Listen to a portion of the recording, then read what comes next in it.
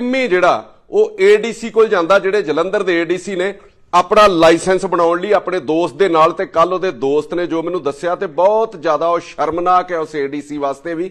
ਉਹ ADC ਕੋਲ licence ਬਣਾਉਣ ਜਾਂਦਾ ਔਰ ADC ਅੱਗੋਂ ਉਹਨੂੰ ਕਹਿੰਦਾ ਕਿ ਪ੍ਰਮਾਤਮਾ ਬੈਠਾ, ਜੇ ਤੂੰ ਮਰਨਾ ਆਇਆ ਤੇ ਮਰ ਹੀ ਜਾਣਾ, ਜੇ ਤੂੰ ਨਹੀਂ ਤੇਰੀ ਆਈ ਤੇ ਫਿਰ ਤੂੰ ਨਹੀਂ ਮਰ ਸਕਦਾ, ਕੋਈ ਪਿਸਤੌਲ ਨੇ ਤੈਨੂੰ ਬਚਾ ਨਹੀਂ ਲੈਣਾ। SSP ਨੂੰ ਉਹਨੇ ਇੱਥੋਂ ਤੱਕ ਰਿਕੁਐਸਟ ਕੀਤੀ ਕਿ ਮੈਂ ਪੰਜਾਬ ਛੱਡ ਜਾਵਾਂ, ਮੈਂ ਪੰਜਾਬ ਨੂੰ ਛੱਡ ਕੇ ਚਲੇ ਜਾਵਾਂ। ਇਹ ਵੀ ਮੈਨੂੰ ਪਤਾ ਲੱਗਾ ਕਿ ਕਿਤੇ ਨਾ ਕਿਤੇ ਉਹਦੀ ਪੈਸੇ ਦੀ ਵੀ ਉਹਨਾਂ ਨਾਲ ਸੈਟਲਮੈਂਟ ਹੋਣ ਨੂੰ ਤਿਆਰ ਸੀਗੀ, ਪਰ ਅਫਸਰਾਂ ਦੇ ਭਰੋਸੇ 'ਚ ਆ ਕੇ ਉਹਨੇ ਉਹਨਾਂ ਦਾ ਭਰੋਸਾ ਰੱਖਣ ਲਈ ਕੋਈ ਪੈਸੇ ਨਹੀਂ ਦਿੱਤੇ ਤੇ ਜਿਹੜਾ ਉਹ ਮੌਤ ਦੇ ਮੂੰਹ ਦੇ ਵਿੱਚ ਚਲੇ ਗਿਆ। ਸਾਥੀਓ, ਮੈਂ ਗੱਲ ਕਰਨ ਲੱਗਾ ਕਿ ਅੱਜ ਤੋਂ 4-5 ਦਿਨ ਪਹਿਲਾਂ ਨਕੋਦਰ ਦੇ ਵਿੱਚ ਜਿਹੜੇ 2 ਕਤਲ ਹੋਏ ਸੀਗੇ। ਇੱਕ ਸੀਗਾ ਟਿੰਮੀ ਚਾਵਲਾ, ਜਿਹੜਾ ਦੁਕਾਨਦਾਰ ਹੈ, ਜਿਹਨੂੰ ਫਰੌਤੀ ਦੇ ਕਰਕੇ ਮਾਰ ਦਿੱਤਾ ਗਿਆ। ਦੂਜਾ ਉਹਦੇ ਨਾਲ ਸੀਗਾ ਉਹਦਾ ਗਨਮੈਨ, ਜਿਹੜਾ ਪੰਜਾਬ ਪੁਲਿਸ ਦਾ ਸਿਪਾਹੀ ਸੀਗਾ, ਮਨਦੀਪ। ਉਹਨਾਂ ਦੋਵਾਂ ਦੀ ਜਿਹੜੀ ਉਹ ਜਾਨ ਚਲੇਗੀ। ਕੱਲ ਮੈਂ ਭੋਗ ਦੇ ਉੱਤੇ ਗਿਆ ਸੀਗਾ ਟਿੰਮੀ ਤੇ ਜੋ ਹਾਲਾਤ ਪਿਛਲੇ ਦਿਨਾਂ 'ਚ ਉਹਨੂੰ ਝੱਲਣੇ ਪਏ, 1 ਮਹੀਨਾ ਕਿਵੇਂ ਉਹ ਦਹਿਸ਼ਤ ਦੇ ਵਿੱਚ ਰਿਹਾ, ਉਹ ਮੈਂ ਤੁਹਾਡੇ ਨਾਲ ਸਾਂਝੇ ਕਰਨ ਲੱਗਾ ਕਿ ਦੋਵੇਂ ਚਲੇ ਗਏ ਆ, ਵਾਪਸ ਨਹੀਂ ਉਹਨਾਂ 'ਚੋਂ ਕਿਸੇ ਨੇ ਵੀ ਆਉਣਾ। ਟਿੰਮੀ ਦੀਆਂ 2 ਬੇਟੀਆਂ ਨੇ ਛੋਟੀਆਂ-ਛੋਟੀਆਂ, ਤੇ ਮਨਦੀਪ ਦਾ 1 ਬੇਟਾ ਹੈ 2 ਸਾਲ ਦਾ। ਕੱਲਾ ਉਹਨਾਂ ਦੋਵਾਂ ਦਾ ਕਤਲ ਨਹੀਂ ਹੋਇਆ, ਇਹਨਾਂ ਬੱਚਿਆਂ ਦੇ ਭਵਿੱਖ ਦਾ ਵੀ ਕਤਲ ਹੋਇਆ, ਇਹਨਾਂ ਦੀਆਂ ਆਸਾਂ ਉਮੀਦਾਂ ਦਾ ਵੀ ਕਤਲ ਹੋਇਆ, ਇਹਨਾਂ ਦੀਆਂ ਖਾਸ਼ਾਂ ਦਾ ਵੀ ਕਤਲ ਹੋਇਆ। ਔਰ ਇਹਨਾਂ ਕਤਲਾਂ ਤੋਂ ਬਾਅਦ ਕੁਝ ਸਿੱਖਣ ਦੀ ਲੋੜ ਹੈ, ਸਿਸਟਮ ਦੇ ਵਿੱਚ ਸੁਧਾਰ ਕਰਨ ਦੀ ਲੋੜ ਹੈ। ਹੋਰ ਕਿੰਨੀਆਂ ਕੁ ਜਾਨਾਂ ਜਿਹੜੀਆਂ ਉਹ ਜਾਣਗੀਆਂ, ਚਾਹੇ ਉਹ ਕਾਰੋਬਾਰੀਆਂ ਦੇ ਰੂਪ 'ਚ ਹੋਣ, ਚਾਹੇ ਉਹ ਗੈਂਗਸਟਰ ਦੇ ਰੂਪ 'ਚ ਹੋਣ, ਚਾਹੇ ਉਹ ਨਸ਼ੇ ਦੇ ਨਾਲ ਜਿਹੜੀਆਂ ਜਾਨਾਂ ਜਾਂਦੀਆਂ ਨੇ, ਕਿੰਨੀਆਂ ਕੁ ਜਾਨਾਂ ਤੇ ਕਿੰਨੀ ਕੁ ਜਿਹੜੀ ਜਵਾਨੀ ਆ ਉਹ ਪੰਜਾਬ ਦੀ ਬਰਬਾਦ ਅਜੇ ਹੋਰ ਹੋਣੀ ਆ। ਇਹਦੇ ਵਿੱਚ ਸਿਸਟਮ ਕਿੱਥੇ ਜ਼ਿੰਮੇਵਾਰ ਸੀਗਾ, ਉਹਨਾਂ ਵੱਲੋਂ ਕੀ ਕੁਤਾਹੀਆਂ ਹੋਈਆਂ। ਜੇ ਮੈਂ ਕਹਿ ਲਵਾਂ ਨਾ ਕਿ ਕਿਹਨੂੰ ਗੁਨਾਹਗਾਰ ਕਵਾਂ ਮੈਂ, ਵਜੇ ਬੇਰੰਗੀ ਗੁਲਜ਼ਾਰ कहूं या ना कहूं, कौन कितना है गुनहगार कहूं या ना कहूं। ਜੋ ਹੋਇਆ ਉਹਨਾਂ ਨਾਲੋਂ ਜਿਨ੍ਹਾਂ ਹਾਲਾਤਾਂ 'ਚੋਂ ਨਿਕਲੇ ਆ ਉਹ ਮੈਂ ਤੁਹਾਨੂੰ ਦੱਸਣ ਲੱਗਾ ਕਿ ਜਿਨ੍ਹਾਂ ਦੇ ਭਰੋਸੇ ਦੇ ਵਿੱਚ, ਜਿਨ੍ਹਾਂ ਅਫਸਰਾਂ ਨੇ ਉਹਨਾਂ ਨੂੰ ਗੰਭੀਰਤਾ ਨਾਲ ਨਹੀਂ ਲਿਆ, ਜਿਨ੍ਹਾਂ ਦੇ ਕਰਕੇ ਉਹਨਾਂ ਦੀ ਜਾਨ ਗਈ, ਜਿਨ੍ਹਾਂ ਦੇ ਭਰੋਸੇ ਦੇ ਵਿੱਚ ਉਹ ਆ ਗਏ ਤੇ ਉਹਨਾਂ ਨੂੰ ਮੌਤ ਦਾ ਜਿਹੜਾ ਸਾਹਮਣਾ ਕਰਨਾ ਪੈ ਗਿਆ, ਉਹਨਾਂ ਦੀ ਕਿਤੇ ਜ਼ਿੰਮੇਵਾਰੀ ਤੈਅ ਹੋਊਗੀ ਜਾਂ ਅੱਗੋਂ ਵੀ ਕਿਤੇ ਇਹਨਾਂ ਚੀਜ਼ਾਂ ਦੇ ਉੱਤੋਂ ਸਬਕ ਲਿਆ ਜਾਊਗਾ। ਹੁਣ ਮੈਂ ਦੱਸਣ ਲੱਗਾ ਕਿ ਜੋ ਉਹਦੇ ਨਾਲ ਉਹਨਾਂ ਦਿਨਾਂ ਦੇ ਵਿੱਚ ਹੋਇਆ।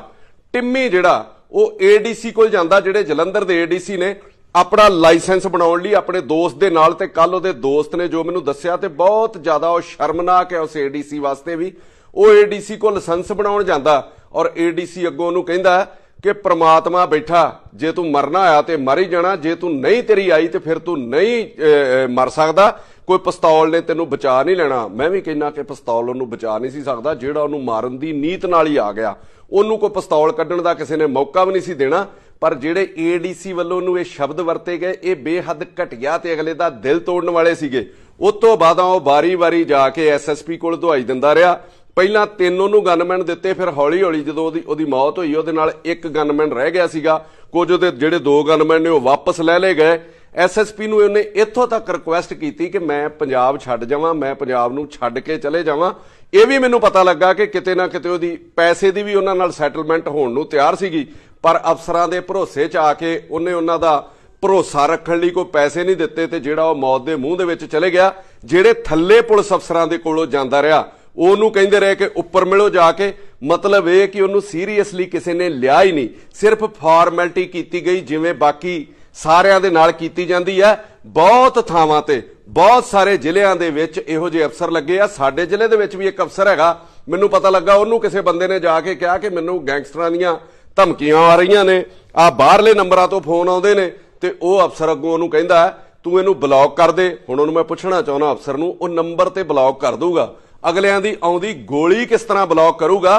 ਤੁਹਾਡੇ ਲੋਕਾਂ ਕੋਲ ਜੇ ਲੋਕ ਆਸ ਨਾਲ ਜਾਂਦੇ ਨੇ ਨਾ, ਤੇ ਉਹਨਾਂ ਲੋਕਾਂ ਨੂੰ ਵੀ ਮੈਂ ਕਹਿਣਾ ਚਾਹੁੰਦਾ ਤੇ ਮੈਂ ਤੁਹਾਨੂੰ ਵੀ ਕਹਿਣਾ ਚਾਹੁੰਦਾ, ਤੁਸੀਂ ਉਹ ਹਾਲਾਤ ਬਣਾ ਦਿੱਤੇ ਕਿ ਬਰੂਦ ਕੇ ਢੇਰ पे बैठी हुई दुनिया शोलों से हिफाजत का हुनर पूछती है। ਮਨਦੀਪ ਨੂੰ ਬਚਾਉਂਦਿਆਂ ਜਿਹੜੀਆਂ ਗੋਲੀਆਂ ਲੱਗੀਆਂ, ਉਹਨੂੰ ਮੇਰੇ ਖਿਆਲ 3 ਕਿ 4 ਗੋਲੀਆਂ ਜਿਹੜੀਆਂ ਵੱਜੀਆਂ ਔਰ 8:15 ਜੋ ਉਹਦੇ ਨਾਲ ਹੋਇਆ, ਮੈਂ ਉਹ ਵੀ ਦੱਸਣ ਲੱਗਾ ਕਿ 8:15 ਦੇ ਕਰੀਬ ਇਹ ਹਾਦਸਾ ਵਾਪਰਦਾ। ਉਦੋਂ ਉਹਦੇ ਘਰ ਦੇ ਉਹਨੂੰ ਹਸਪਤਾਲ ਲੈ ਕੇ ਜਾਂਦੇ ਨੇ। ਹਸਪਤਾਲ ਪਹੁੰਚਦਿਆਂ ਅੱਧਾ ਘੰਟਾ ਉਹਨਾਂ ਨੂੰ ਲੱਗਾ ਹੋਊਗਾ। ਉਹ ਹਸਪਤਾਲ ਵਾਲੇ ਉਹਨੂੰ ਅਗਲੇ ਹਸਪਤਾਲ ਦੇ ਵਿੱਚ ਰੈਫਰ ਕਰ ਦਿੰਦੇ ਨੇ, ਜਿੱਥੇ ਜਾਂਦਿਆਂ ਪੂਰੇ ਟਾਈਮ ਦੇ ਵਿੱਚ 10 ਵੱਜ ਜਾਂਦੇ ਨੇ। 10 ਵਜੇ ਦਾ ਉਹ ਬੰਦਾ ਹਸਪਤਾਲ ਦੇ ਵਿੱਚ ਗਿਆ ਹੋਵੇ ਤੇ 10 ਵਜੇ ਤੋਂ ਰਾਤ 2 ਵਜੇ ਤੱਕ ਉਹਨੂੰ ਸਿਰਫ ਮੈਡੀਕਲ ਅਫਸਰ, ਜਿਹਨੂੰ MO ਕਹਿ ਦਿੰਦੇ ਆ, ਉਹ ਹੈਂਡਲ ਕਰਦਾ ਰਿਹਾ। 2 ਵਜੇ ਹਸਪਤਾਲ ਦੇ ਵਿੱਚ ਸਰਜਨ ਆਉਂਦੇ ਆ ਔਰ ਉਸ ਤੋਂ ਬਾਅਦ ਉਹਨਾਂ ਨੂੰ ਦੱਸਦੇ ਆ ਕਿ 95% ਬੰਦਾ ਤੁਹਾਡਾ ਠੀਕ ਹੈ। 95% ਠੀਕ ਦੱਸਣ ਦਾ ਮਤਲਬ ਇਹ ਹੁੰਦਾ ਵੀ ਉਹਦੀ ਜਾਨ ਬਚ ਜਾਣੀ ਆ। 20,000 ਰੁਪਏ ਦੀਆਂ ਉਹਨਾਂ ਨੇ ਦਵਾਈਆਂ ਆਪ ਜਿਹੜੀਆਂ ਉੱਥੋਂ ਖਰੀਦੀਆਂ। ਉਸ ਤੋਂ ਲਹਿਦਾ 30,000 ਰੁਪਇਆ ਇੱਕ, 50,000 ਰੁਪਇਆ ਇੱਕ, 1,70,000 ਰੁਪਇਆ ਜਿਹੜਾ ਉਹਨਾਂ ਕੋਲ ਇੱਕ ਲਿਆ ਜਾਂਦਾ, 2,30,000 ਰੁਪਇਆ ਜਿਹੜਾ ਹਸਪਤਾਲ 'ਚ ਜਮ੍ਹਾਂ ਕਰਾਇਆ ਗਿਆ ਔਰ 20,000 ਦੀਆਂ ਦਵਾਈਆਂ ਅੱਡ। ਜੇ ਦਵਾਈ ਉਹਨਾਂ ਨੇ ਅੱਡ ਲੈ ਲਈ ਆਪਣੀ ਤੇ ਉਸ ਤੋਂ ਬਾਅਦ ਮੈਂ ਪੁੱਛਣਾ ਚਾਹੁੰਦਾ ਕਿ ਹਸਪਤਾਲ ਨੂੰ ਕੋਈ ਪੁੱਛਣ ਵਾਲਾ ਹੈਗਾ ਕਿ ਬਾਕੀ ਖਰਚਾ ਸਵੇਰੇ 10 ਵਜੇ ਤੁਸੀਂ ਉਹਦਾ ਐਲਾਨ ਕਰ ਦਿੰਦੇ ਹੋ ਵੀ ਉਹਦੀ ਮੌਤ ਹੋ ਗਈ ਆ, 12 ਘੰਟਿਆਂ ਦੇ ਵਿੱਚ 2.5 ਲੱਖ ਰੁਪਏ ਦਾ ਹਸਪਤਾਲ ਦੇ ਵਿੱਚ ਕੀ ਉਹਨੇ ਲਾ ਲਿਆ। ICU ਦੇ ਵਿੱਚ ਰਿਹਾ ਹੋਊਗਾ, ਉਹਦਾ 5-7-10,000 ਰੁਪਇਆ ਖਰਚਾ ਹੋਊਗਾ। ਤੁਹਾਡੇ ਡਾਕਟਰ ਵੱਡੇ ਤੋਂ ਵੱਡੇ ਵੀ ਆ ਗਏ ਹੋਣਗੇ ਰਾਤ ਦੇ ਵਿੱਚ, 3-4-5 ਤੋਂ ਉੱਤੇ ਵਿਜ਼ਿਟ ਦੀ ਫੀਸ ਨਹੀਂ ਹੋਊਗੀ। ਫਿਰ 2,50,000 ਰੁਪਇਆ ਜਿਹੜਾ ਉਹਦਾ ਉਹ ਬਣਾ ਦਿੱਤਾ ਗਿਆ। ਮਤਲਬ ਇਸ ਮੌਕੇ ਦੇ ਉੱਤੇ ਵੀ ਇਹ ਨਹੀਂ ਵੇਖਿਆ ਗਿਆ, ਉਹਨੂੰ ਪਹਿਲਾਂ ਪੈਸੇ ਜਮ੍ਹਾਂ ਕਰਾਉਣ ਲਈ ਕਿਹਾ ਗਿਆ ਔਰ ਉਸ ਤੋਂ ਬਾਅਦ ਉਹਦੇ ਨਾਲ ਜਿਹੜਾ ਮਿਸਬਿਹੇਵ ਉਹਦੇ ਪਰਿਵਾਰ ਨਾਲ ਕੀਤਾ ਗਿਆ। ਕੱਲ ਉਹ ਪਰਿਵਾਰ, ਉਹਦਾ ਬ੍ਰਦਰ ਰੋ ਰਿਹਾ ਸੀਗਾ। ਇੱਕ ਡਾਕਟਰ ਉਹਨਾਂ ਨੂੰ ਕੰਟੀਨ 'ਚ ਮਿਲਦਾ ਔਰ ਉਹਨੂੰ ਪੁੱਛਦੇ ਨੇ ਕਿ ਸਾਡੇ ਭਰਾ ਦਾ ਹਾਲ ਕੀ ਹੈ ਔਰ ਡਾਕਟਰ ਅੱਗੋਂ ਉਹਨੂੰ ਪੈਂਦਾ ਕਿਤਨਾ ਕਿ ਮੈਂ ਕੱਲੇ ਨੂੰ ਹਾਲ ਦੱਸੂਗਾ, ਮੇਰੇ ਦਫ਼ਤਰ 'ਚ ਇੱਕ ਜਣਾ ਆ ਜਿਓ ਤੇ ਮਤਲਬ ਉਹਨੂੰ ਪੁੱਛ ਲਿਓ। ਪੁਲਿਸ ਮੁਲਾਜ਼ਮ ਨੂੰ ਗੋਲੀ ਲੱਗੀ ਹੋਵੇ, ਸਾਰੇ ਅਫਸਰ ਉਹਦੇ ਨਾਲ ਗਏ ਹੋਣ ਤੇ ਫੇਰ ਹਸਪਤਾਲ ਆਪਣੀਆਂ ਇੰਨੀਆਂ ਮਨਮਾਨੀਆਂ ਕਰਨ, ਇੰਨੀ ਲੁੱਟ ਖਸੁੱਟ ਕਰਨ, ਫਿਰ ਇਹਦੀ ਕਿਹਦੀ ਛੱਤਰ ਛਾਇਆ ਦੇ ਵਿੱਚ ਹੈ? ਸਰਕਾਰ ਇਹ ਸਪਸ਼ਟ ਤੇ ਕਰੇ ਕਿ ਇਹ ਜਿਹੜੇ ਪ੍ਰਾਈਵੇਟ ਹਸਪਤਾਲ ਆ, ਪ੍ਰਾਈਵੇਟ ਸਕੂਲ ਹੈ, ਹੁਣ ਕਿਹਦੀ ਛੱਤਰ ਛਾਇਆ ਦੇ ਹੇਠ ਚੱਲ ਰਹੇ ਆ? ਕੀ ਕਦੀ ਇਸ ਦੇ ਵਿੱਚ ਸੁਧਾਰ ਹੋਊਗਾ? ਕੀ ਜਿਹੜੇ ਬਦਲਾਵ ਦੀਆਂ ਗੱਲਾਂ ਕੀਤੀਆਂ ਗਈਆਂ ਸੀਗੀਆਂ ਉਹ ਬਦਲਾਵ ਆਊਗਾ ਕਦੀ?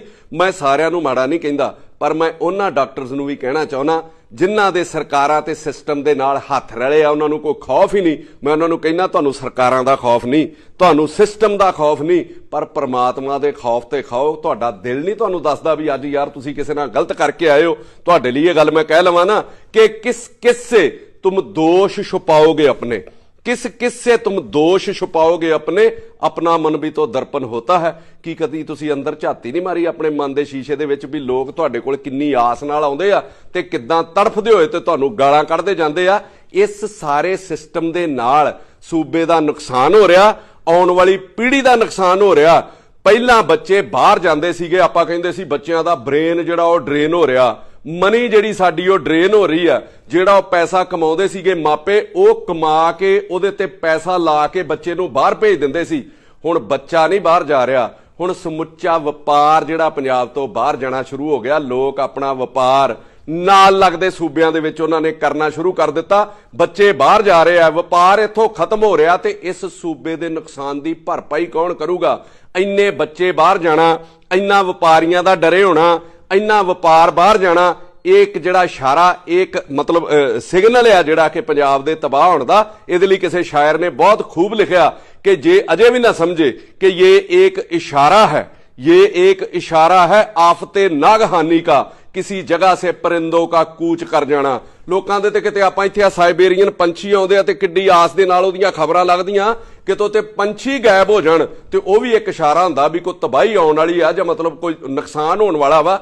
ਇੰਨਾ ਬੱਚਾ ਸਾਡਾ ਬਾਹਰ ਚਲੇ ਗਿਆ, ਇੰਨਾ ਵਪਾਰੀ ਸਾਡਾ ਇੱਥੇ ਪੰਜਾਬ 'ਚ ਪੈਸੇ ਲਾਉਣ ਨੂੰ ਤਿਆਰ ਨਹੀਂ। ਅਜੇ ਵੀ ਸਾਨੂੰ ਅਕਲ ਨਹੀਂ ਆ ਰਹੀ ਕਿ ਯਾਰ ਅਸੀਂ ਸਿਸਟਮ ਨੂੰ ਠੀਕ ਕਿੱਦਾਂ ਕਰਨਾ।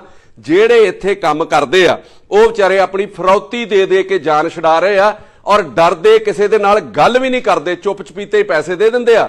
ਤੇ ਜਿਹੜੇ ਨਹੀਂ ਦਿੰਦੇ ਉਹਨਾਂ ਦਾ ਹਾਲ ਤੁਸੀਂ ਦੇਖ ਲਓ ਵੀ ਕੀ ਹੋ ਰਿਹਾ। ਲੋਕ ਡਰੇ ਹੋਏ ਨੇ, ਵਪਾਰੀ ਡਰੇ ਹੋਏ ਨੇ। ਇੱਥੇ ਤੇ ਆਮ ਇਹ ਕਿਹਾ ਜਾਂਦਾ ਵੀ ਜਿੱਥੇ ਕ੍ਰਾਈਮ ਘਟੂਗਾ ਉੱਥੇ ਵਪਾਰ ਵਧੂਗਾ, ਪਰ ਇੱਥੇ ਜਿਹੜਾ ਉਹ ਕ੍ਰਾਈਮ ਵੱਧ ਰਿਹਾ ਤੇ ਵਪਾਰ ਘਟ ਰਿਹਾ। ਤੇ ਜੇ ਵਪਾਰ ਵਧੂਗਾ ਤੇ ਉਹਦੇ ਨਾਲ ਜੇ ਕ੍ਰਾਈਮ ਵੀ ਘਟੂਗਾ ਤੇ ਉਹਦੇ ਨਾਲ ਨਸ਼ਾ ਵੀ ਘਟੂਗਾ। ਇਹਨਾਂ ਚੀਜ਼ਾਂ ਦੇ ਨਾਲ ਤੁਸੀਂ ਆਪਣੇ ਸੂਬੇ ਦਾ ਸੁਧਾਰ ਕਰ ਸਕਦੇ ਹੋ। ਵਪਾਰੀ ਇੱਥੇ ਡਰਿਆ ਮਹਿਸੂਸ ਕਰਦਾ, ਵਪਾਰੀ ਇੱਥੇ ਕੰਮ ਕਰਨ ਨੂੰ ਤਿਆਰ ਨਹੀਂ, ਤੇ ਨਾ ਤੇ ਇੱਥੇ ਕ੍ਰਾਈਮ ਘਟਣਾ ਤੇ ਨਾ ਇੱਥੇ ਜਿਹੜਾ ਉਹ ਨਸ਼ਾ ਘਟਣਾ ਵਾ। ਔਰ ਸਰਕਾਰ ਇੱਕ ਗੱਲ ਚੰਗੀ ਤਰ੍ਹਾਂ ਸਮਝ ਲਵੇ, ਜਿਹੜੀ ਮੈਂ ਅੱਜ ਇੱਕ ਗੱਲ ਕਹਿਣੀ ਚਾਹੁੰਦਾ ਔਰ ਮੈਂ ਬਾਰ-ਬਾਰ ਇਹ ਗੱਲ ਕਹਿਣਾ ਕਿ ਕ੍ਰਾਈਮ, ਗੈਂਗਸਟਰ ਤੇ ਨਸ਼ਾ ਸਰਕਾਰ ਦੀ ਪ੍ਰਾਇੋਰਟੀ ਤੇ ਹੈ ਨਾ। ਇਹਨਾਂ ਦੋਵਾਂ ਨੂੰ ਪੁਲਿਸ ਕੱਲੀ ਖਤਮ ਨਹੀਂ ਕਰ ਸਕਦੀ। ਤੁਸੀਂ ਜਿੰਨਾ ਮਰਜ਼ੀ ਜ਼ੋਰ ਲਾ ਲਓ, ਤੁਸੀਂ ਨਸ਼ਾ ਜਿਹੜਾ ਉਹ ਟਰਾਲੀਆਂ ਭਰ ਕੇ ਫੜ ਲਓ, ਉਹਨੂੰ ਸਾੜ ਦਿਓ, ਫੜੀ ਜਾਓ। ਗੈਂਗਸਟਰ ਬੱਸਾਂ ਭਰ ਕੇ ਮਾਰੀ ਜਾਓ, ਇਹ ਤੁਹਾਡੇ ਖਤਮ ਦੋਵੇਂ ਨਹੀਂ ਮੁੱਕ ਸਕਦੇ। ਜਿੰਨਾ ਚਿਰ ਬੱਚਿਆਂ ਨੂੰ ਰੁਜ਼ਗਾਰ ਨਹੀਂ ਮਿਲਦਾ, ਜਿੰਨਾ ਚਿਰ ਬੱਚਿਆਂ ਨੂੰ ਇੱਜ਼ਤਮਾਨ ਦੀ ਰੋਟੀ ਨਹੀਂ ਮਿਲਦੀ। ਮੈਨੂੰ ਅੱਜ ਕਿਸੇ ਬਹੁਤ ਸੀਨੀਅਰ ਸਿਟੀਜ਼ਨ ਚੰਡੀਗੜ੍ਹ ਚੋਂ ਰਹਿੰਦੇ ਨੇ ਔਰ ਬਹੁਤ ਅਮੀਰ ਆਦਮੀ ਨੇ, ਉਹ ਬਜ਼ੁਰਗ ਨੇ, ਮਤਲਬ ਉਹਨਾਂ ਦਾ ਇੱਕ ਮੈਨੂੰ ਮੈਸੇਜ ਆਇਆ ਅੱਜ ਔਰ ਮੇਰੇ ਫੋਨ ਦੇ ਵਿੱਚ ਹੈ, ਉਹਦੇ ਵਿੱਚ ਉਹ ਕਹਿੰਦੇ ਨੇ ਕਿ ਪੰਜਾਬ ਦਾ ਡੀਜੀਪੀ ਇੰਨਾ ਇਮਾਨਦਾਰ ਹੈ, ਇੰਨਾ ਕਾਬਲ ਹੈ, ਫਿਰ ਵੀ ਇਹ ਸਿਸਟਮ ਜਿਹੜਾ ਕੰਟਰੋਲ ਕਿਉਂ ਨਹੀਂ ਹੋ ਰਿਹਾ, ਪੰਜਾਬ ਦੇ ਵਿੱਚ ਕ੍ਰਾਈਮ ਕਿਉਂ ਨਹੀਂ ਘਟ ਰਿਹਾ, ਪੰਜਾਬ ਦੇ ਵਿੱਚ ਨਸ਼ਾ ਕਿਉਂ ਨਹੀਂ ਘਟ ਰਿਹਾ। ਉਹਨਾਂ ਲਈ ਮੈਂ ਇੱਕ ਗੱਲ ਉਹਨਾਂ ਨੂੰ ਵੀ ਦੱਸੀ ਹੈ ਤੇ ਮੈਂ ਸਰਕਾਰ ਨੂੰ ਵੀ ਦੱਸਣੀ ਚਾਹੁੰਦਾ ਕਿ ਸੀਐਮ ਤੇ ਡੀਜੀਪੀ ਇਹਨਾਂ ਨੂੰ ਜੁਆਇੰਟ ਪਾਲਿਸੀ ਬਣਾਉਣੀ ਪਊਗੀ। ਬੱਚਿਆਂ ਨੂੰ ਕੰਮ ਕਿਸ ਤਰ੍ਹਾਂ ਦਿੱਤਾ ਜਾ ਸਕਦਾ, ਬੱਚਿਆਂ ਨੂੰ ਹੋਰ ਪਾਸੇ ਲਾਇਆ ਕਿਸ ਤਰ੍ਹਾਂ ਜਾ ਸਕਦਾ। ਪਰ ਇੱਥੇ ਸਰਕਾਰ ਜਿਹੜੀ ਆ ਉਹ ਰਾਜਕਤਾ ਫੈਲਾ ਰਹੀ ਆ, ਉਹ ਭੁੱਖਮਰੀ ਫੈਲਾ ਰਹੀ ਆ ਤੇ ਆਸ ਕਰਦੀ ਆ ਵੀ ਪੁਲਿਸ ਸਾਰੇ ਮਤਲਬ ਕੰਮ ਕਰ ਦੇਵੇ, ਸਾਡੇ ਠੀਕ ਕਰ ਦੇਵੇ। ਕੰਮ ਸਾਰੇ ਬੰਦ ਆ। ਮੇਰੀ ਗੱਲ ਸ਼ਾਇਦ ਤੁਹਾਨੂੰ ਸਾਰਿਆਂ ਨੂੰ ਹਾਸੂ ਹੀ ਨਹੀਂ ਲੱਗੂਗੀ, ਪਰ ਇਹਦੇ ਰਿਜ਼ਲਟ ਜਿਹੜੇ ਆਉਣ ਵਾਲੇ ਦਿਨਾਂ ਦੇ ਵਿੱਚ ਤੁਹਾਨੂੰ ਭੁਗਤਣੇ ਪੈਣਗੇ। ਰੇਤ ਪੰਜਾਬ ਦੇ ਵਿੱਚ ਅੱਜ ਸਭ ਤੋਂ ਮਹਿੰਗੀ ਹੈ, ਰੇਤ ਬੰਦ ਹੈ। ਮੈਂ ਅੱਗੇ ਵੀ ਇੱਕ ਦਿਨ ਖਲੋ ਕੇ ਟਰਾਲੀਆਂ ਦੇ ਬਾਹਰ ਕਿਹਾ ਸੀਗਾ ਕਿ ਰੇਤ ਦੇ ਨਾਲ ਮਜ਼ਦੂਰ, ਸ਼ਟਰਿੰਗ ਵਾਲਾ, ਰੰਗ ਰੋਗਣ ਵਾਲਾ, ਬਿਜਲੀ ਵਾਲਾ, ਪੱਥਰ ਵਾਲਾ, ਲੱਕੜ ਵਾਲਾ, ਰੇੜੇ ਵਾਲਾ, ਰਿਕਸ਼ੇ ਵਾਲਾ, ਉਹ ਸਾਰੇ ਲੋਕ ਜੁੜੇ ਨੇ, ਉਹ ਸਾਰੇ ਵਿਹਲੇ ਹੋ ਗਏ। ਘਰ ਦੀਆਂ ਜ਼ਰੂਰਤਾਂ ਪੂਰੀਆਂ ਕਰਨ ਲਈ ਮਾੜਾ ਚੰਗਾ ਕੰਮ ਉਹ ਕਰ ਰਹੇ ਆ, ਮਾੜੇ ਕੰਮਾਂ ਵੱਲ ਕਈਆਂ ਦਾ ਧਿਆਨ ਜਾ ਰਿਹਾ। ਥੋੜੇ ਥੋੜੇ ਪੈਸਿਆਂ ਦੇ ਨਾਲ ਉਹਨਾਂ ਨੂੰ ਵਰਗਲਾਇਆ ਜਾ ਰਿਹਾ, ਗਲਤ ਕੰਮ ਉਹਨਾਂ ਕੋਲੋਂ ਕਰਾਏ ਜਾ ਰਹੇ ਆ। ਹੁਣ ਤੱਕ ਜਿੰਨੇ ਵੀ ਕ੍ਰਿਮੀਨਲ ਫੜੇ ਆ, ਜਿਨ੍ਹਾਂ ਨੇ ਵੱਡੀਆਂ ਵੱਡੀਆਂ ਵਾਰਦਾਤਾਂ ਨੂੰ ਅੰਜਾਮ ਦਿੱਤਾ, ਉਹਨਾਂ ਨੂੰ ਗੈਂਗਸਟਰ ਜਿਹੜਾ ਨਾਮ ਦਿੱਤਾ ਜਾਂਦਾ, ਉਹ ਕਿੰਨੇ ਕੁ ਅਮੀਰ ਫੜੇ ਆ। ਤੁਸੀਂ ਅੱਜ ਉਹਨਾਂ ਸਾਰਿਆਂ ਦੀ ਡਿਟੇਲ ਘਰੋ ਘਰੀ ਪੱਤਰਕਾਰ ਵੀ ਜਾ ਕੇ ਲੈ ਕੇ ਮਤਲਬ ਆ ਸਕਦੇ ਆ ਕਿ ਕਿੰਨੇ ਕੁ ਅਮੀਰ ਆ ਔਰ ਕਿੰਨੇ ਕੁ ਪੈਸੇ ਲੈ ਕੇ ਉਹਨਾਂ ਨੇ ਇਹ ਸਾਰੇ ਕੰਮ ਕੀਤੇ। ਸਾਰਾ ਘੋਖਣ ਤੇ ਇਹਦੇ ਉੱਤੇ ਵਿਚਾਰ ਕਰਨ ਦੀ ਲੋੜ ਹੈ। ਆ ਤਰਨਤਾਰਨ ਦੇ ਵਿੱਚ ਵੀ ਜਿਹੜਾ ਪਰਸੋਂ ਹਮਲਾ ਹੋਇਆ ਰਾਕਟ ਲਾਂਚਰ ਦੇ ਨਾਲ, ਅੱਜ ਇੱਕ ਚੈਨਲ ਚਲਾ ਰਿਹਾ ਸੀਗਾ, ਜੇ ਮੈਂ ਕਿਤੇ ਗਲਤ ਨਾ ਹੋਵਾਂ, ਕਿ ਉਹ ਢਾਬੇ ਤੇ ਬੰਦੇ ਬੈਠੇ ਗੱਲਾਂ ਕਰਦੇ ਸੀ। ਜਿਹੜਾ ਕੋਈ ਪੁਲਿਸ ਨੂੰ ਕਲੂ ਮਿਲ ਰਿਹਾ, ਉਹਦੇ ਵਿੱਚ 3 ਹਿੰਦੀ ਬੋਲਣ ਵਾਲੇ ਸੀਗੇ ਤੇ 1 ਪੰਜਾਬੀ ਸੀਗਾ। ਅਖੀਰ ਉਹ ਫੜੇ ਜਾਣੇ ਨੇ, ਉਹਨਾਂ ਦੇ ਵਿੱਚੋਂ ਵੀ ਪਤਾ ਲੱਗ ਜਾਣਾ ਵੀ ਕੌਣ ਕਿੰਨੇ ਕੁ ਅਮੀਰ ਸੀਗੇ ਔਰ ਕਿੰਨੇ ਕੁ ਪੈਸਿਆਂ ਲਈ ਉਹਨਾਂ ਨੇ ਕੰਮ ਕੀਤਾ। ਸਭ ਮਾਤੜ ਘਰਾਂ ਦੇ ਵਿੱਚੋਂ ਨੇ ਜਿਨ੍ਹਾਂ ਨੇ ਇਹਨਾਂ ਕੰਮਾਂ ਨੂੰ ਅੰਜਾਮ ਦਿੱਤੇ, ਜਿਨ੍ਹਾਂ ਦੇ ਘਰ ਰੋਜੀ ਰੋਟੀ ਨਹੀਂ ਚੱਲਦੀ। ਜੋ ਥੋੜੇ ਬਹੁਤ ਫੜੇ ਵੀ ਆ, ਜੋ ਵੱਡੇ ਘਰਾਂ ਦੇ ਹੋਣਗੇ, ਉਹ ਕਿਤੇ ਸਿਸਟਮ ਦੇ ਸਤਾਏ ਹੋਣਗੇ ਜਾਂ ਉਹਨਾਂ ਨਾਲ ਕੋਈ ਵਧੀਕੀ ਹੋਈ ਹੋਊਗੀ। ਗੈਂਗਸਟਰ ਤੇ ਨਸ਼ਾ ਖਤਮ ਕਰਨ ਵਾਲੇ ਇਹ ਬਿਆਨ ਜਿਹੜੇ ਪੁਲਿਸ ਸਰਕਾਰ ਦਿੰਦੀ ਆ ਨਾ, ਇਹਨਾਂ ਦਾ ਲੋਕਾਂ ਨੇ ਮਜ਼ਾਕ ਉਡਾਉਣਾ ਸ਼ੁਰੂ ਕਰ ਦਿੱਤਾ। ਲੋਕ ਥੱਲੇ ਤੁਹਾਨੂੰ ਲਿਖਦੇ ਪਤਾ ਕੀ ਆ, ਜਦੋਂ ਤੁਸੀਂ ਨਸ਼ਾ ਤੇ ਗੈਂਗਸਟਰ ਖਤਮ ਕਰਨ ਦੀਆਂ ਗੱਲਾਂ ਕਰਦੇ ਹੋ ਤੇ ਲੋਕ ਤੁਹਾਡਾ ਮਜ਼ਾਕ ਉਡਾਉਂਦੇ ਨੇ ਕਿ ਤੁਹਾਡੇ ਕੋਲੋਂ ਤੇ ਅਜੇ ਤੱਕ ਚਾਈਨਾ ਡੋਰ ਨਹੀਂ ਖਤਮ ਹੋਈ ਪੰਜਾਬ ਦੇ ਵਿੱਚ, ਫਿਰ ਤੁਸੀਂ ਨਸ਼ਾ ਕਿੱਥੋਂ ਖਤਮ ਕਰ ਲੋਗੇ, ਫਿਰ ਤੁਸੀਂ ਗੈਂਗਸਟਰ ਕਿੱਥੋਂ ਖਤਮ ਕਰ ਲੋਗੇ। ਫਿਰ ਇਹ ਤੇ ਹੋ ਨਹੀਂ ਸਕਦਾ ਕਿ ਸਰਕਾਰ ਲੋਕਾਂ ਨੂੰ ਕੰਮ ਵੀ ਨਾ ਦੇਵੇ ਤੇ ਜਿਹੜਾ ਹੈਗਾ ਉਹਨੂੰ ਵੀ ਤਬਾਹ ਕਰੀ ਜਾਵੇ ਤੇ ਲੋਕ ਕ੍ਰਾਈਮ ਨਾ ਕਰਨ। ਇਹ ਦੋ ਚੀਜ਼ਾਂ ਚੱਲਣੀਆਂ ਨਹੀਂ। ਆਪ ਸਾਰਾ ਸਿਸਟਮ ਵਿਗਾੜ ਕੇ ਤੇ ਪੁਲਿਸ ਨੂੰ ਤੁਸੀਂ ਕਹਿ ਰਹੇ ਹੋ ਕਿ ਇਹਨੂੰ ਕੰਟਰੋਲ ਕਰੇ, ਆਵਾਜ਼ ਵੀ ਤੁਸੀਂ ਦਬਾਉਣ ਦੀ ਕੋਸ਼ਿਸ਼ ਕਰਦੇ ਹੋ ਕਿ ਤੁਹਾਡੇ ਖਿਲਾਫ ਕੋਈ ਆਵਾਜ਼ ਵੀ ਨਾ ਚੁੱਕੇ।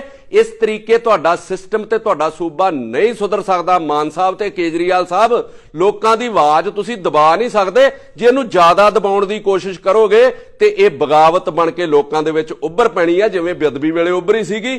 ਸੋ ਇਹ ਗੱਲਾਂ ਨਾ ਕਰੋ ਕਿ ਲੋਕ ਮਾਰੇ ਵੀ ਜਾਣ ਤੇ ਲੋਕ ਤੜਫਣ ਵੀ ਨਾ, ਲੋਕ ਆਪਣੀ ਆਵਾਜ਼ ਵੀ ਨਾ ਚੁੱਕਣ। ਤੁਸੀਂ ਤੇ ਉਹ ਹਾਲਤ ਕਰ ਰਹੇ ਹੋ ਕਿ ਨਾ ਤੜਪਨੇ ਕੀ ਇਜਾਜ਼ਤ ਹੈ ਨਾ ਫਰਿਆਦ ਕੀ, घुट घुट के मर जाओ यही मर्जी है मेरे सयाद की। सो मैं तुहानू फिर एक बेनती करदा, इस सब ते तुहानू मिल के काम करना पैना। तुहानू डीजीपी दे नाल सीएम नू आपो अपना जिहड़ा रोल अदा करना पैना वा। सरकार अपना फर्ज निभावे, लोकां नू काम कर दवे ते पुलिस अपना फर्ज निभावे। हुण तक मेरा ख्याल 50 तो उपर जिहड़े कतल हो चुके आ फरौतियां दे करके जां आपसी मुठभेड़ करके, आपसी लागतबाजी दे नाल, जिन्हों आपां गैंगस्टरां दा नाम दे दिंदे आ। ਛੇਤੀ ਤੋਂ ਛੇਤੀ ਇਹਦੇ ਉੱਤੇ ਨੀਤੀ ਬਣਾਉਣ ਦੀ ਲੋੜ ਹੈ, ਨਹੀਂ ਤੇ ਨਾ ਪੰਜਾਬ ਦੇ ਵਿੱਚ ਬੱਚੇ ਤੇ ਅੱਗੇ ਹੀ ਨਹੀਂ ਬਚੇ। ਜੇ ਕੰਮਕਾਰ ਵੀ ਨਾ ਬਚਿਆ ਤੇ ਫਿਰ ਇਸ ਸੂਬੇ 'ਚ ਕੀ ਤੁਸੀਂ ਇਲੈਕਸ਼ਨਾਂ ਕਰਾਓਗੇ, ਕੀ ਤੁਸੀਂ ਜਿੱਤੋਗੇ, ਕੀ ਮਤਲਬ ਇਹਦੇ ਉੱਤੇ ਤੁਸੀਂ ਰਾਜ ਕਰੋਗੇ। ਇਹਦੇ ਉੱਤੇ ਇੱਕ ਜੁਆਇੰਟ ਜਿਹੜੀ ਤੁਹਾਨੂੰ ਰਲ ਕੇ ਕੰਮ ਕਰਨਾ ਪੈਣਾ, ਪੁਲਿਸ ਨੂੰ ਤੇ ਸਰਕਾਰ ਨੂੰ। ਇਹਦੇ ਉੱਤੇ ਪਾਲਿਸੀ ਬਣਾਉਣੀ ਪੈਣੀ ਆ। ਮੈਂ ਅਖੀਰ 'ਚ ਫਿਰ ਤੁਹਾਨੂੰ ਕਹਿੰਦਾ, ਮਾਰ ਮਾਰ ਕੇ ਤੇ ਫੜ ਫੜ ਕੇ ਤੁਹਾਡੇ ਕੋਲੋਂ ਨਸ਼ਾ ਕੁਝ ਵੀ ਖਤਮ ਨਹੀਂ ਹੋਣਾ। ਬੱਚਿਆਂ ਨੂੰ ਇੱਜ਼ਤ ਮਾਣ ਵਾਲੀ ਰੋਟੀ ਦੇਣੀ ਪੈਣੀ ਆ। ਔਰ ਛੇਤੀ ਤੋਂ ਛੇਤੀ ਜੇ ਸਰਕਾਰ ਜਾਗੇ, ਕਿਉਂਕਿ ਨੁਕਸਾਨ ਬਹੁਤ ਜ਼ਿਆਦਾ ਹੋ ਗਿਆ। ਪਤਾ ਨਹੀਂ ਕਿਹੜੀ ਸਾਜ਼ਿਸ਼ ਇਹਦੇ ਪਿੱਛੇ ਕੰਮ ਕਰ ਰਹੀ ਹੈ। ਇਹਨੂੰ ਫੇਲ ਕਰਨ ਲਈ ਤੁਹਾਨੂੰ ਬੱਚਿਆਂ ਨੂੰ ਕੰਮ ਦੇਣਾ ਹੀ ਪੈਣਾ। ਮੈਂ 2 ਲੈਣਾ ਕਹਿ ਕੇ ਸੀਐਮ ਨੂੰ ਤੇ ਸਮਾਪਤੀ ਕਰਨ ਲੱਗਾ ਕਿ ਉੱਠ ਜਾਗ ਪੈ ਨੀਂਦ ਚੋਂ ਚਿਰਾਂ ਤੋਂ ਸੁੱਤੇ ਗਾਫਲਾ। ਗਾਫਲ ਕਹਿੰਦੇ ਬਹੁਤ ਸੁਸਤ ਆਦਮੀ ਨੂੰ। ਉੱਠ ਜਾਗ ਪੈ ਨੀਂਦ ਚੋਂ ਚਿਰਾਂ ਤੋਂ ਸੁੱਤੇ ਗਾਫਲਾ, ਬਲਦੀ ਸ਼ਾਮਾਂ ਵੱਲ ਤੁਰ ਪਿਆ ਪਤੰਗਿਆਂ ਦਾ ਕਾਫਲਾ।